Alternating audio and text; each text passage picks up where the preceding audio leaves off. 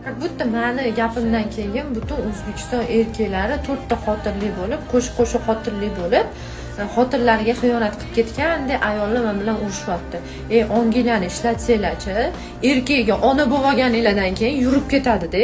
Ona bo'lmanglar, telefonini tekshirmanglar, ko'chaga chiqqanda duo qilib chiqarib yuboringlar. Allohim o'zing asragin panohingda.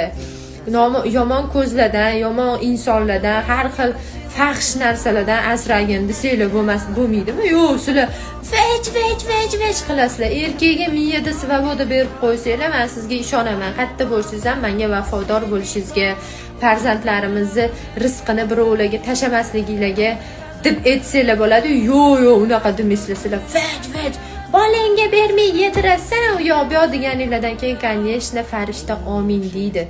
Har bitta gapga farishta omin deydi.